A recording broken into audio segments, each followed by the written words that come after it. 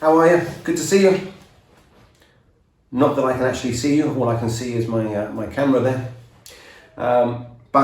Welcome back to our little conservatory, our little porch, where I want to talk about a problem that has been increasing in the UK, and I personally think it's because we're changing our composts in the UK to peat-free composts, which is great, so long as the composts work. And a lot of these peat-free composts will have different types of organic matter in there.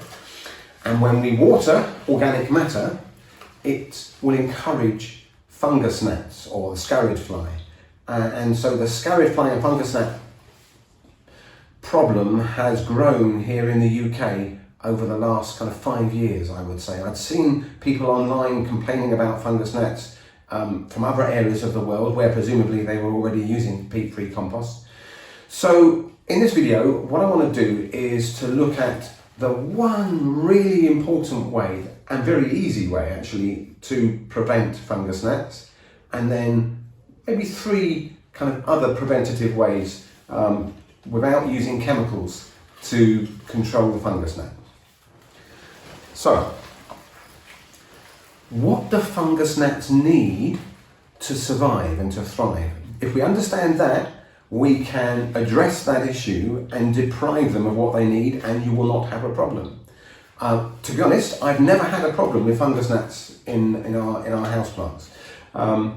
So I struggled actually to find you any images of fungus gnats. Up at the school, we had some very wet compost which attracted some fungus gnats. So I managed to get a couple of little clips which will slot in around here of the pesky flies. And I have been in places where the fungus gnats are prevalent, and you kind of spend your time trying to grab them, and squash them because they can be very annoying.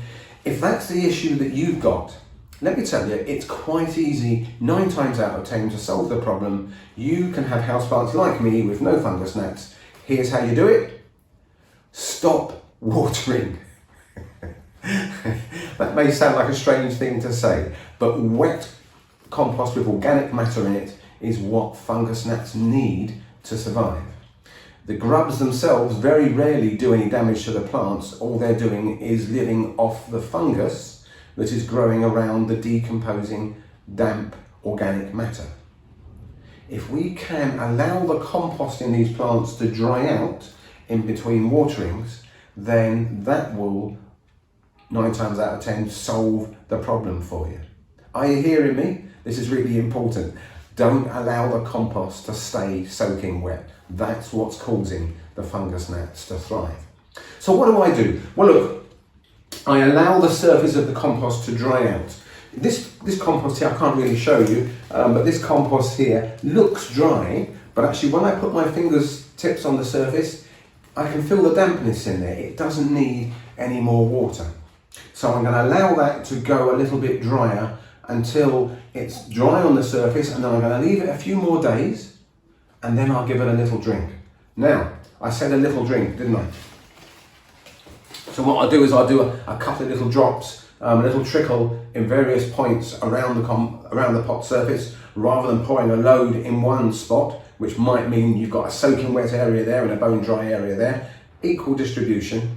But this is another important bit, is I stand my pot inside a pot cover like this, and the pot cover is too big. There's plenty of space in there, which means I can put, can you see there? I can put some stones. Actually, this is like a volcanic rock in there, which you can buy in garden centres here in the UK. And that little layer of stones on the bottom there, it's probably about that sort of depth.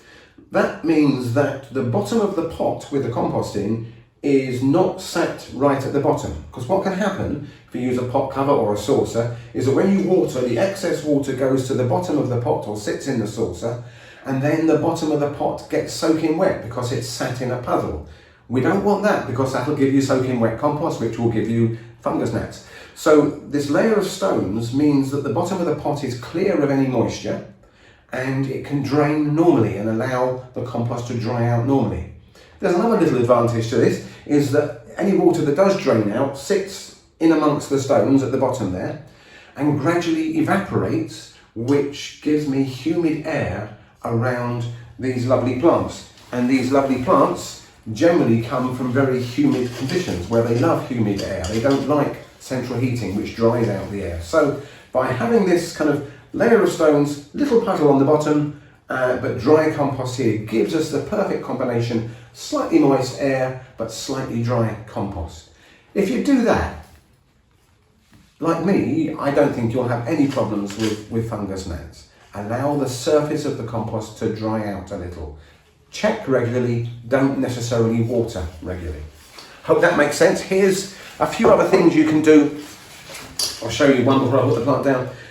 You can get these little sticky yellow pads, which you can just push into the side of the pot there like that. I've got very little, if any, in the way of insects stuck on there, but if you did have a fungus gnat problem, while the compost is drying out, rather than you having to do this and try and catch them, just leave that there and that will attract the fungus gnats. They'll get stuck on there and that's the end of their flying days. So that's a nice simple way of doing it. Another thing you can do if you've got a big pot is you can get a kind of a broken volcanic stone mulch. So a bit like the stones I put in the bottom, you can get them crushed down a bit. I've seen them for sale in UK garden centres. And you spread that over the soil surface and that will provide a barrier to stop the adult being able to lay its eggs into the compost. But if the compost is dry, it won't be a problem anyway. I feel like I'm repeating myself here. So keep it dry, put a sticky label in there, the yellow label, to attract the flies and stop them flying. Put a barrier on the top if you want to. And you can also get, I mean, there are sprays, kind of chemical sprays out there, but I don't want to recommend any of them. You can, if you're really desperate, you can get nematodes, which are the kind of the friendly bugs that will kill the bugs you don't want. So there's a bug that specifically eats the fungus gnat larvae. So you can buy those in a garden centre and then water them on, and they will eradicate the fungus gnat grubs that are there at the time. The answer is, though, allow the plant to go a little bit drier than you normally would in the past. Don't let it sit in a puddle of water. Allow it to dry out. Keep on checking regularly. If it still feels damp, leave it be. And I'd love to hear from you. I think if you're like me, you'll find this works very, very easily, very, very successfully, and you can live a life free of fungus gnats. This is the end of the scoured fly. We can beat them. Let me know how you get on. If you've had any successes or failures, any challenges with this problem, we'd love to hear all about it. Thanks for watching. Bye.